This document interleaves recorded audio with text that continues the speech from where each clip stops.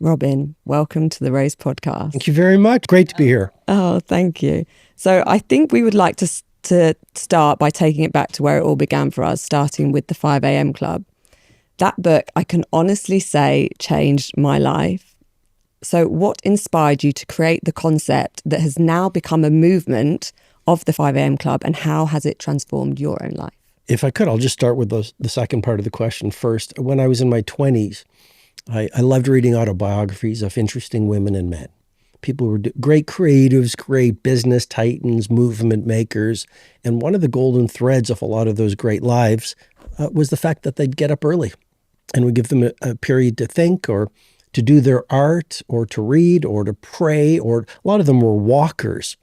And so when I was in my 20s, I started getting up early, and 5 o'clock seemed to be the great time. A lot of these super creatives or super producers, it was 5 a.m. There just seemed to be something about that time of the day. And I've since learned that in India, there's a term, and I believe it's Brahma Muhurt, which is from 4 to 6, where they say your prayers are deeper, your reading of great books is deeper, your ability to think is deeper, because it's almost like while you've slept, the residue of the day before has been washed away. So I started getting up early. I had some profound changes with that morning routine, and this was 33 years ago before morning routine became such a thing. And then I started getting invitations as my books reached more people. I got invitations from famous athletes, famous artists, billionaires, etc., to mentor them. And one of the parts I would help them with was their morning routine. And the 5 a.m. idea and that 60-minute victory hour was really powerful for them. And so then I decided after a few decades to write a book about it. And the book was this book about this wild person who teaches the method, and it helped the people. Robin, could you break down the 20-20-20 formula of move, reflect, and grow, and explain to our listeners why it is so effective? Sure. So the idea is you get up at 5 a.m. All change is hard at first. It's messy in the middle, and it's gorgeous at the end. So the first few weeks, you're going to be saying, why did I listen to this idea?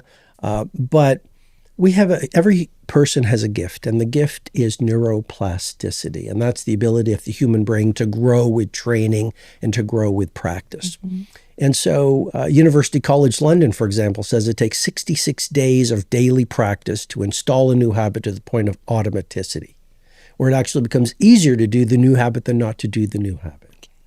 So anyone can make the changes. We just don't stay with the change long enough. So the second thing I'd say is the Spartan warriors remind us that sweat more in training and you'll bleed less in war.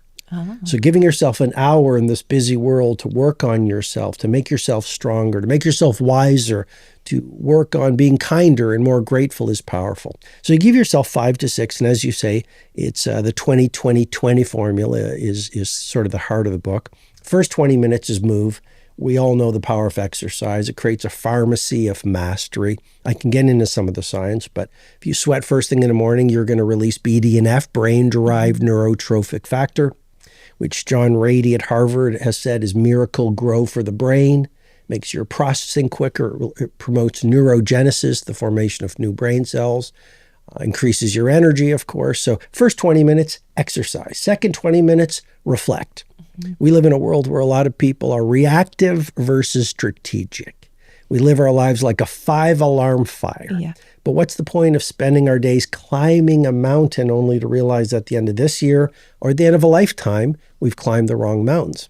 So from 5:20 to 5:40, you reflect. It could be praying. It could be writing in a journal. It could be silence and just thinking. And then the final part of the 20-20-20 formula, which is the 5 a.m. club protocol, is grow.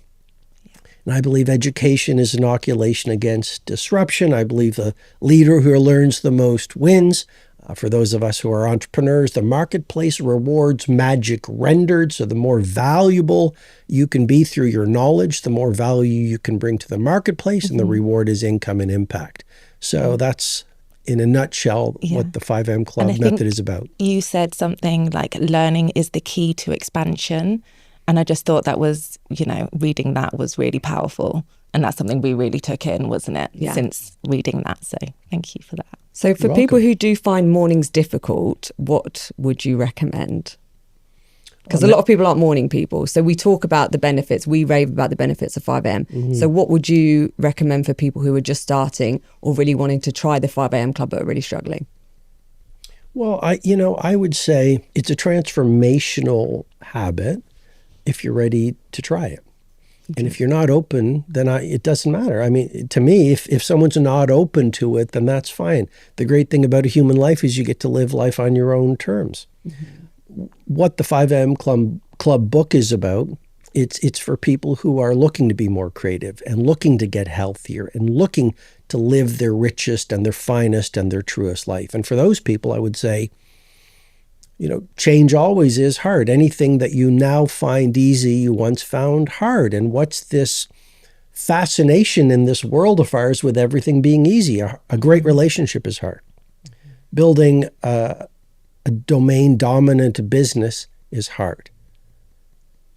Self-mastery is hard. Getting super fit is hard.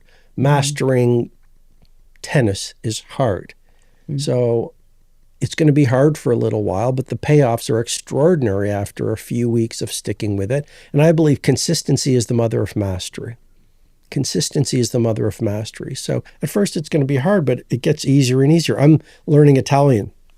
And, it was really very hard at first because it was all foreign to me. It's a difficult language. It's a difficult language. It's a beautiful language, but it sounds so obvious, but with practice, the fluency grows and grows and grows and grows. So I'd say stay with it until you see the extraordinary benefits of getting up earlier and spending an hour on yourself. Do you think that the 5 a.m. club is best for particular life seasons? And I ask that in the sense of being a parent with young children. Waking up at 5 a.m. isn't always easy. It's quite difficult. I particularly have struggled since my youngest was born to kind of get back into that routine because of the broken sleep. Where do you see, for parents, the 5 a.m. club kind of fitting in? Or is it okay if it's this life season? Sure. Sure. I think we have different seasons and trust the seasons. Having said that, there are millions of parents who are members of the 5 a.m. club. Sometimes they take turns, so it's 3 days a week, and et cetera. Some people have kids who get up a little later, so adapt it to your own lifestyle. Make it the 6 a.m. club. I mean, I think the real idea behind the 5 a.m. club concept is giving yourself some time while the rest of the world is asleep to work on your magic, to read the great. Do you really want to get to the end of your life and not have read the great classics, not listened to beautiful Moonlight Sonata by Beethoven? Do you really want to get to the end not having realized your ethical ambitions? So spending an hour at the beginning of your day for yourself is powerful. I mean, when you're happier, the world is better. When you're feeling more aligned with your values because you've spent some time early in the morning thinking about them, your days are better. If you worked out first thing in the morning, I don't know about you both, but when I work out in the morning, and I'm not saying I'm anyone special or any kind of a guru, but I know if I don't work out and if I don't feed my mindset, heart set, health set, and soul set, the 4 interior empires that I talk about in the 5 a.m. club book, my days are significantly worse. So on the days I don't want to do it, I haul myself out of bed because I know that the way I feel after I first wake up isn't the way I'm going to feel an hour later if I run the protocol. So true. And your days are your life in miniature, I should add. So get your days right, you get your life right. Because your days become your weeks, become your months, become your quarters, become your decades, become your lifetime. So don't worry about living a great life. Be focused on handcrafting great days, and they become weeks, etc. So true. So as we were talking about, as we're both parents and talking about how difficult parenthood can be, but what values do you think are most important for us as parents to try and instill in our children today? So I have two amazing kids, Colby and Bianca. Colby just turned 31. Bianca is 28. Wow. And they're just great kids. And so a few of the values I've tried to instill in them, first of all, define success on your own terms.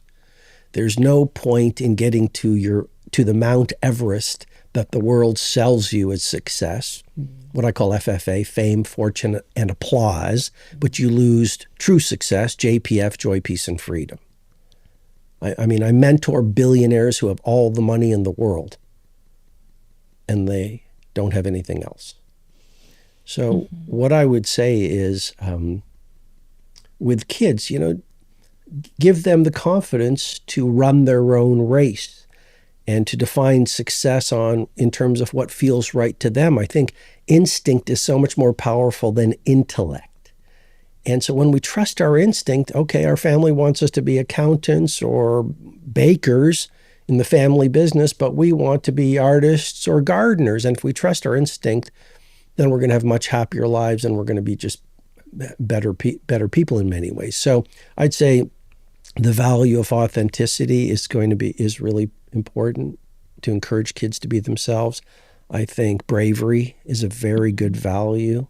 I think often it's easy to be a helicopter parent, but I think having the trust in our kids at the right ages, of course, but to make their own decisions and to fall and understand we learn to run by falling is important. I think honesty is incredibly important. I think having high standards is really important in this world where a lot of people don't care about their work. So just if you're going to do something, like before the kids used to go to sleep when they were kids, I'd say 3 things. I don't know if I can remember all 3, but it was, number 1, you can do whatever you want to do. Number 2, never give up. And number 3, remember how much we love you. So those would be some of the values. And then I would say the value of just leaving people better than you found them. That's just respect. Yeah. And I think in this world right now, it's really important for us to remember we're all members of a small tribe on a relatively small planet in a galaxy of trillions of other galaxies, and just treating people well, I think, is a radical act in this world right now. Thank you. So I read your book, Family Wisdom, and you say something about parenting is leadership. How can couples do that together and work together to kind of parent with leadership? It's a great question. I think the idea that leadership isn't only in the boardroom. Leadership is not just in business. We can lead our families. We can create a culture of leadership, because leadership is simply the opposite of victimhood. And so seeing yourself as a parent, as a leader, and a developer of your children, I think is powerful. Again, I'm not holding myself out as some kind of a great, perfect example, but one of the things that worked well for me is I realized I wasn't just the father of my kids. It was my responsibility to develop my kids. And I learned this from Jackie Kennedy. She made sure she took her kids to art galleries, and she made sure she showed them beautiful cultural things and took them on travels and adventures. And so I took Colby and Bianca, they saw the Mona Lisa when they were 4 and 6.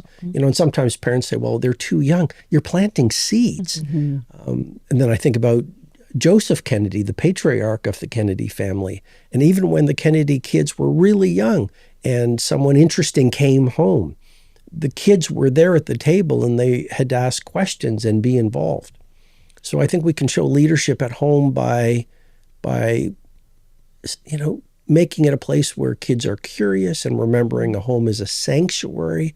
I would say don't have the news on all the time. Yeah. I would encourage great digital hygiene. Like after 6 o'clock, we don't get to use the phone. We have a family meal and we talk and we listen, because with children, we have a short window of opportunity. And I can tell you personally, before you know it, the kids are going to be in their 20s and 30s and 40s, et cetera. And so you never get that time back. And I see parents in restaurants or at playgrounds, and they're on social media, and the kids is there. And yeah, it's a very distracted world, isn't it, with tech and stuff now? Yeah. Obviously, life, I know we're speaking as parents, but a lot of our listeners are parents. So it's a real juggle, we feel. But how do you think parents can manage the pressures of modern life while staying connected to their kids? Again, a great morning routine is very, very powerful. I would say exercising with your kids at the end of the day is always go for a walk. I'm a huge walker. Well, you do you exercise twice a day now, don't you? Which I love. Yes, the second wind workout. So if you believe exercise is a game changer, why would you only do it once? So at the end of your work day, take your family for a nature walk, or go for a bike ride, or do yoga together or something like that. So Love that. I think that's one way. I think managing distraction is another way for parents to manage the pressures. Like, don't be a cyber zombie. I think technology is fantastic. You can distribute information and help people. But if you look at the latest research, 4.7 hours on digital every day. And so one way to manage the pressure is ask yourself, we complain about not having enough time, but often we don't manage the time that we have. And I think 100%. setting really clear digital boundaries is mission essential to have a great family life and a great personal life. So I think those would be some of the ways to manage pressure. Manage your information diet. A lot of us get a lot of pressure because it's too much news, too much Instagram, too much negativity. And the last thing I'd say about less pressure is, there's the model in the 5 a.m. Club, the joy is a GPS model. And one of the elements of that is, be around people who increase your joy and release the people who steal your joy. And we have a lot of pressure in our lives because of the energy vampires and the dream stealers. And so doing an evaluation about which people in your life are lifting you up and which people in your life are tearing you down, and saying goodbye or selective association with the people who steal your joy, I think is a powerful way to release the pressure in your life. Yeah, I love that. And I just thought about in your book, Family Wisdom, you talk about this family agreement. I just wondered if you could just quickly touch on why that's so powerful and why we should create one. Sure. It's just like a manifesto. It's just like great companies have a mission statement. They know where they want to be in the next year, 2 years. They have a clear sense of their cultural values. They have a sense of what's important. And yet often with families, we're like a leaf in the fall wind, and we just want a great family culture. We want a great family life, but we haven't done any planning around it. And I believe clarity is mastery. Clarity breeds mastery. So even just taking some time on a Sunday, for example, and sitting down and creating a code would be great. A morning prayer would be great, whether you're religious or not. Imagine before you have a meal, there's just a quick prayer of gratitude and reinforcing, whatever is most important to you for family. Thought we were going to have a prayer before. Yeah, we were going to sing Kumbaya before we started. It was so quiet in here. So we want to jump into talking about the 8 forms of wealth. And this book really reframed the way that I viewed success. So I just wondered if you could talk us through what the 8 forms of wealth are. Sure. So the book is The Wealth Money Can't Buy. And it's based on this model I've been teaching for over 20 years called the 8 Forms of Wealth model that has been transformational to the clients that I teach. And the basic idea, the premise is society says to us, you are successful if you have a lot of money. A lot of podcasts. We have a great guest today and she's a billionaire, and implicit in that idea is this person is worth listening to because they're super rich. You don't really hear a lot of, we have an amazing guest today. He's a gardener down the street and he keeps the neighborhood really clean and beautiful, and he does his work like Picasso painted. So there are certain values that the status quo subscribes to. If you have a lot of money, you're successful. If you have big houses, you're successful. You have a lot of applause and fame, wow, you're a great success. But there are a lot of people with a lot of money and they don't have anything else. There's a lot of people who have followed that mountaintop and they're completely empty. And so over 20 years ago, I asked myself, what is real wealth? And I created this model, the 8 forms of wealth, which is what the Wealth Money Can't Buy is based on. And to be of service to your viewers and listeners, I can run through the 8 forms of wealth if you like. Yes, Thank please. you. First form of wealth is growth. Society doesn't celebrate that, but if you are building intimacy with your gifts and your talents, if you are developing true power versus fake power, if you are getting more clear on your values and what you want to stand for, you're rich. Mm-hmm. Second form of wealth is wellness. So don't die, right? Mm-hmm. And I remember being at a live event once, and someone handed me a piece of paper and it said, health is the crown on the well person's head that only the ill person can see. Mm-hmm. And in one wisdom tradition, they say, when we are young, we would sacrifice all of our health for wealth. When we get old and figure out what it's all about, we would sacrifice all of our wealth for one day of good health. Mm-hmm. So the second form of wealth is wellness. If you have energy, if you have great cognitive health, if you're sleeping well, if you have longevity, you have a really significant form of wealth worth celebrating. Third form of wealth is family. We all know that what's the point of being in a big mansion or whatever and being there all alone?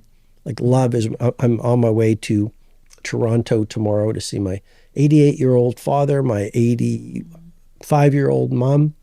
And I can tell you more than ever, like family is so powerful as a form of wealth. To have people to love and protect and have people who love you makes you feel better than a huge stock portfolio, that's for sure. Yeah. Fourth form of wealth is craft.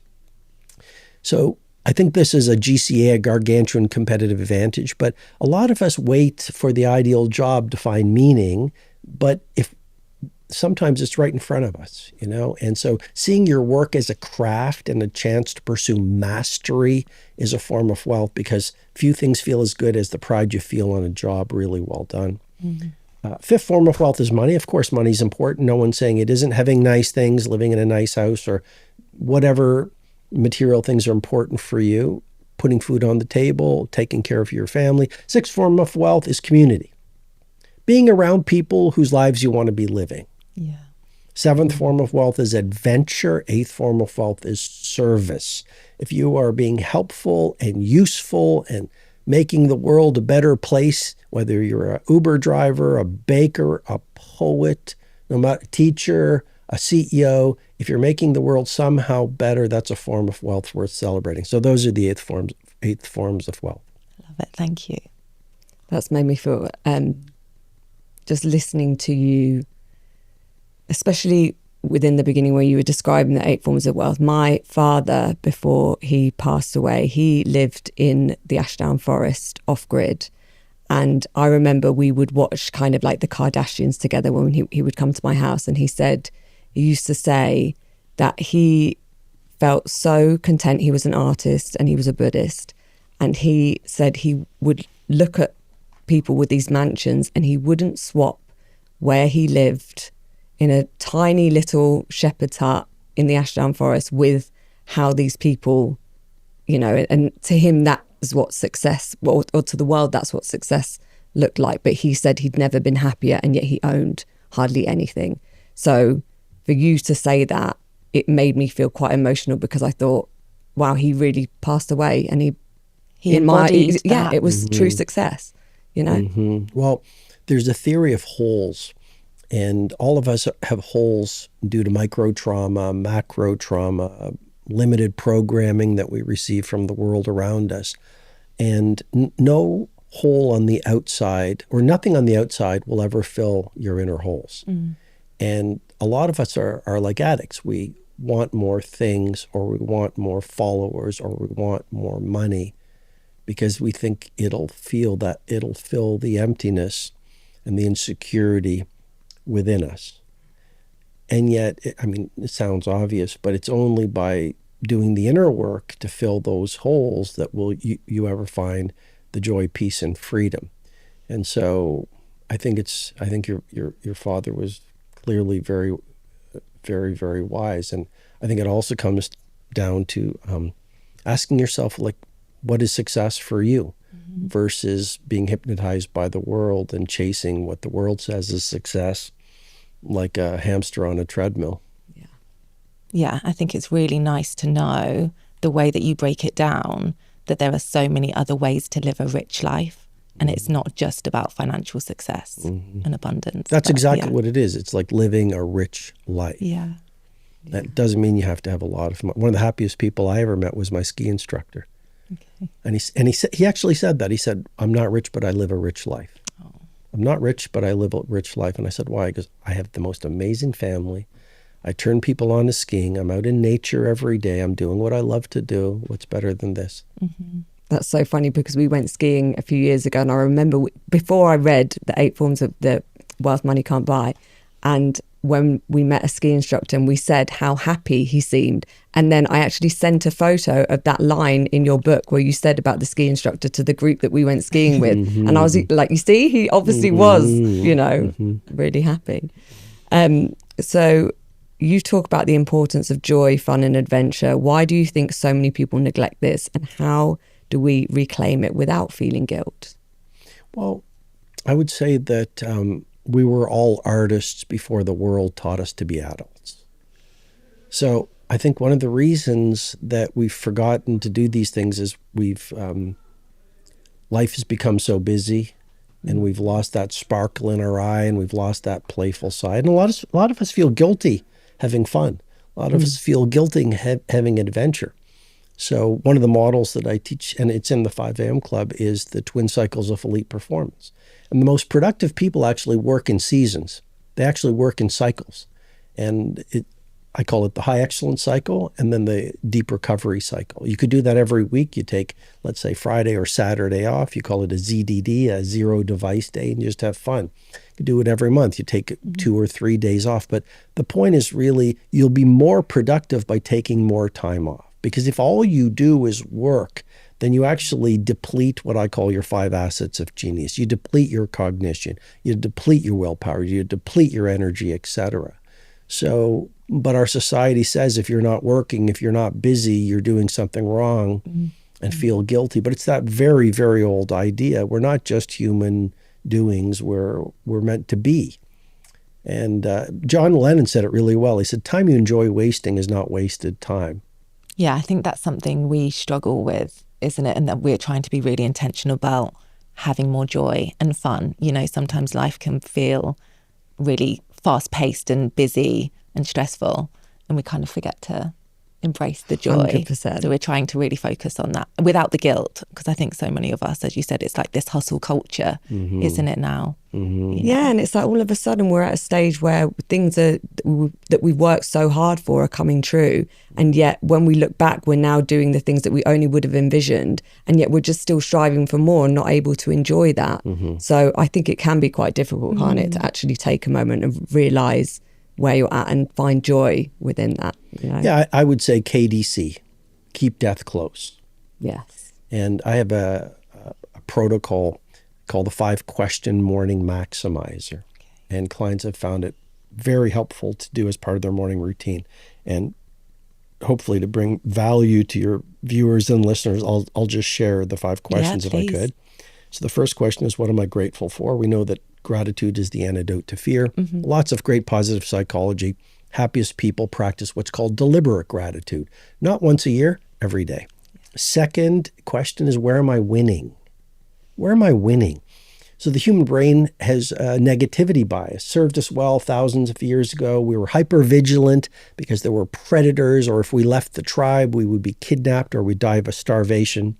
Now we're here in the modern world where most of us have more benefits in many ways, or a better lifestyle than royalty had 200-300 years ago. But we still scan the environment for threats. So asking yourself where you're winning causes you to focus on the micro wins, what I call the 1% wins, which breeds hope. Third question, what will I let go of today? One of the greatest of all emotional healing skills, spiritual skills, happiness skills is letting go. Letting go of who betrayed you, letting go of disappointments. So each day you let go of something. Makes the journey ahead lighter. Fourth question, what does my ideal day ahead look like? So you do a little paragraph so you are more clear on your ideal day. You're more intentional versus reactive. And then the fifth question, what needs to be said at the end? And that's the KDC question, keep death close. Imagine every morning, just 5 minutes, you do these 5 questions, and the last question is what needs to be said at the end. And that connects you to your mortality and the shortness of life. And when you realize, before you know it, we're all going to be dust, then I think it brings perspective, like how important is achievement, how important the other things are, like joy and freedom and that kind of thing. Yeah. So we'd love to know what wellness looks like to you in terms of what habits or health hacks do you implement into your days, if any? Sure. Well, exercise is really important to me. So I love the elliptical machine, and I love. Is that your exercise of choice? I love the elliptical machine. I just listen. I listen to podcasts. I listen to audiobooks. I always hydrate when I'm on the elliptical machine. I have vitamin C and zinc and magnesium and all these things in my water. I do a lot of supplementation, so I'm a big fan of lion's mane and that kind of thing. So I do that. I love being in nature. So part of my morning routine is a 15-minute nature walk. Mm-hmm. So I take my little dog, little Chorky, and we go for a little walk before I start my work day. So being in nature, a little bit of sunshine, fresh air is really important. But there's nothing like that morning fresh air. Totally. We felt that Or this the morning light. Yeah, The the morning light. Yes. The morning light is incredible. Yeah. This time of the year, you've got spring. Just that the flowers and the trees are coming back. I feel like it really shifts your state. It does. Doesn't it? Yeah. It does, and there's a lot of neurobiology behind it. Of course, Yeah. Releases dopamine and all that kind of thing. Reduces cortisol. Mm-hmm. Exercise increases norepinephrine, serotonin. For wellness, I also have a habit called the 2 massage protocol. Okay. Tell us more. So twice a week I get a 90-minute massage, which has been life-changing for me. So and someone who says, well, my budget wouldn't afford it, you could trade. Do a trade, or you could buy a massage machine, like a massage gun. Mm-hmm.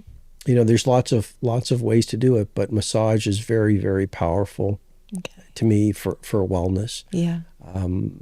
Good sleep, of course. We hear so much about sleep these days. The 5 a.m. Club is not about sleep deprivation. One of the chapters in there is the importance of the essentialness of sleep. So I think the key to a great morning routine is an excellent pre-sleep ritual. So I really try to work hard on having good sleep. And I think one of the most important things is I try not to have much stress in my life. Yeah. I think, wellness, one of the most important things is just try to live a joyful life. So how have you managed that with such an intense life that you've got? How do you manage stress? MVP, meditation, visualization, and prayer. I do that every morning. It's really helpful for me. Meditating for about 20 minutes, visualizing, and then praying. I'm very careful of who I let into my orbit, so I don't have any toxic people. I use the news selectively so that I use it to see where the world is going, but I'm not addicted to the news. I'm very careful on what I say yes to. Mm-hmm. So I say no to 90% of opportunities. Mm-hmm. So I'm just really, really careful. I'd rather make sure I build my work life around my lifestyle. Okay. And if it's not going to bring me joy, again, joy is a GPS. If it's not going to bring me joy, I don't say yes to it. So those would be some of the things. Okay, great. And just before we jump into some quick fire questions, we just want to touch on confidence a little bit because we feel like it's a game changer for so many people. But having confidence is a common struggle that we all go through. What is your perspective on building unshakable self-trust? I think you build confidence by building a stack of evidence of your wins. Mm-hmm. So there's another tool that my clients find very useful, and it's the evidence stack tool. Okay. So let's say there's someone who wants to start a business. Write a list of areas where you've won that you could look at that might support you in launching the business. So I think having an evidence stack is very powerful. Number 2, I think inner dialogue is incredibly important because your inner dialogue shapes your self-identity. Mm-hmm. So and our self-identity determines our income and our impact. So I think it's really important to talk to ourselves in respectful ways. And often we talk to ourselves in terrible ways, So if you want to build confidence, start talking to yourself in a much more encouraging way. Become your own best friend. Start to champion yourself. Affirmations are powerful. Yeah. Visualize. Any great athlete is visualizing every morning or every night. So visualize the life that you want. Do it every single day. Get a journal. Write about who you want to become. Write about the traits that you want to have. And then the number one way to have confidence is do the thing that you're frightened to do. Speak your truth when your voice shakes. If you want a nice table in your favorite little restaurant start standing up for yourself and say, would it be you can say what you want so long as you say it with respect. Would it be possible for me to sit over there? Would it be possible, if you don't like the food, politely say, you know what, it wasn't exactly what I was hoping for. Can I have something else? But confidence is built by doing uncomfortable things. So leave the safe harbor of the known and start to go to the blue ocean where all the growth is. Yeah, I totally agree with that. Thank you. Shall we jump into some quick fire questions? Okay. Sure. Okay, Robin, what is your favourite book? And it could be one of your own or another book that you've read that has really impacted your life. Oh yeah, let me just focus on my own books right here. Let me go down the list. No, I'm just joking. I would say I love Jonathan Livingston's Seagull by Richard Bach. Okay. Which is much more than a story about a seagull. I love The Prophet by Khalil Gibran. It's a fantastic book. I love a book called The Splendid and the Vile about Winston Churchill and how he navigated World War II. Okay. So those would be 3 books that come to mind. Nice, thank you. Okay. Welcome. What is one thing about parenting you wish you'd learnt earlier? Just everything turns out okay. I'd always heard that when your kids are young, it's like they're little kids, they're so fun, but then they're going to have the terrible teens. And I think if you do the right things and you're present and you're encouraging and you set clear boundaries, that's one of the most important things. Kids who don't have boundaries grow up into adults who have poor boundaries. And a lot of the behavior that when you see people doing strange things, it's because they don't have boundaries. Okay. I wish we could spend a whole hour talking about that. So another time. Yeah, exactly. So I would say it turns out okay. And I'd also say in life, everything turns out okay. Yeah, it does. Thank you. What is your favourite quote or mantra that you live by, if you have one? Favorite quote? Do you have something? Well, my dad used to say when I was growing up, when you were born, you cried, the world rejoiced. Live your life in such a way that when you die, the world cries while you rejoice. That's one of my favorite ones. Also, my dad shared a Sanskrit poem, and it's spring is past, summer is gone, winter is here, and the song I meant to sing remains unsung, for I've spent my days stringing and unstringing my instrument. And that's about a man who was busy being busy and never got in the game of life. Okay.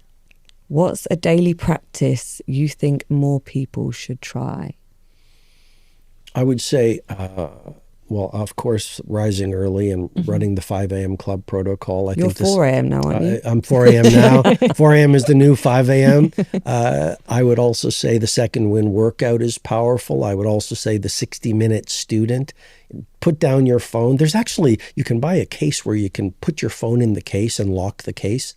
And it's on a timer so you can't touch it. You can also put snacks in there. So if there's a really incentive. Isn't that great? So a really nice snack. It's your reward meal for Friday night, and you time it and you can't get in it until Friday night comes around. But I think spending an hour every night reading, and if you have kids, because you focus a lot on kids and parenting, one of the best things you can do with your kids is have a reading hour every night. And everyone, there's no digital devices and you're reading. And I think when you read, you become an independent thinker. When you read, you don't get seduced by the crowd. When you read, you become a force of nature. When you read, you become a heavyweight. You become thoughtful. You can go deep in this world where it's so easy to think superficially. So those would be three habits. What is the biggest lesson that fatherhood has taught you? The most honest thing I could say is it's a great feeling to protect your family. It's a great feeling to have a close family. I think one of the hardest things in life is when you have family problems or relationship problems. I'm not saying every relationship is easy. Sometimes the deeper you go in, let's say, an intimate relationship, the deeper you go in love, the more that is not of love begins to surface. Mm-hmm. So, but I just think, it's that third form of wealth. I mean, a great family life, and I should also add friendships. Yeah. If you have 3 great friends that you could be yourself with, 3 great friends who you're in a foreign country and they'd get on a plane and bail you out of trouble at 3 a.m., that's a form of wealth that money can't buy. Mm. What's one question you wish more people asked you? Asked to me? Yeah. Oh, one question more people asked to me. What's the purpose of life? Mm. What is the purpose of life? I have no idea. I just like the idea that people ask me. No, Yeah. I think the purpose of life would be 2 things. I'd say joy and service. Yeah. Yeah. 100%. They feel everything. Mm-hmm. They tick every box, don't they? Mm-hmm. Well, we had a neuroscientist come on and said that a brain without purpose makes the brain feel depressed. So having purpose is literally such a key driver for us, isn't it? Yeah. Yeah. What time do you go to bed? I go to bed between 9:30 and 10 o'clock. Okay. And you still wake up at 4? Mm-hmm. Okay. Wow. Okay. I think men and women are different though, aren't they? I think Men can have sleep. I couldn't do nap? that. Mm-hmm. I do nap. You do? I love my naps. There I've we napped go. for over 25 years. Oh, wow. It's like my secret weapon. Okay. Yeah. I was out in the countryside this weekend and I napped on the train over here. Oh, so nice. yeah, it's just like 10-minute nap. So that means you can get kind of a bit of a shorter night's sleep because you're napping. Yeah, True. Nice. It refuels you a little bit. It does. Tops at your tank. What's one thing you do just for joy? Paint. I thought you were going to I say see. that. Yeah. I thought you were going to say that. And you just shared a art page, I think, that you've started, or your art for your artwork. Right? Today it went live this today. morning? So Natalie, you're right on it. Okay. You're right on it. And so yeah, I feel like a little kid again. It's like a meditation. I love going to art galleries. I love art. I was going to say I've always heard you speak. And you're always so inspired by artists. I am. I almost feel like it's a bit of a 360 for you, isn't it, as well? It totally to become is. an artist yourself. Totally. Yeah. I've been talking about Picasso and Basquiat and Rembrandt like years and years. And I love your Tracy Emin. And so, yeah, just painting. I just like my mind. I go into flow state. I really go into flow state when I do it. Nice. And I should also say art is very healing. Yeah. There's like a lot of emotional healing in art. You can release a lot of things. Yeah, my dad, I know I said he passed away, he became an artist in his later years. And he said that it felt like medicine for him when he would paint. So interesting. And what kind of paintings would he do? He created mandalas. Oh, yeah, wow. He was a mandala artist. He sounds like was a fascinating. Yeah, I was very fascinating man. Yeah. Wow. What do you turn to when you need inspiration? Art. Yes, I love going to art galleries. Prayer. I believe every prayer is heard. Books. I think books are incredible guides. Family and friends when I need inspiration. Nature is extraordinarily inspiring for me. I love the mountains and I love the woods. Yeah. Finally, what's the most underrated habit for personal growth? The most underrated for personal growth, I would say, well, I think mirror work is very powerful. Okay. I think writing commitment letters to yourself or forgiveness letters to people who you need to forgive that you never send is very underrated. I think mantras are very underrated. And mantras or affirmations have a bad rap, but in many ancient cultures, they've understood the great power of the word. And we talk to ourselves all day long, but most of us beat ourselves up and we don't think it makes a difference, but it does shape our self-identity. And our behavior is reflected by our self-identity. So mantras, and mantra, as you know, is Sanskrit. Man means mind in Sanskrit, and tra means freedom. So mantra is free your mind. Love that. Okay. Well, that was the end of our quick fire round. Is there anything else you would like to add or tell the listeners of the Raise podcast today? Thank you, Coral and Natalie. Thank you very much for having me. Robin. I mean, it's been an honor. Oh, thank you. And I you. really, really appreciate you coming here today. I can't tell you how much it means to us. We're really, really very grateful. And where can people find you if they don't already know where to find you? They can find me at Robin Sharma on Instagram, robinsharma.com.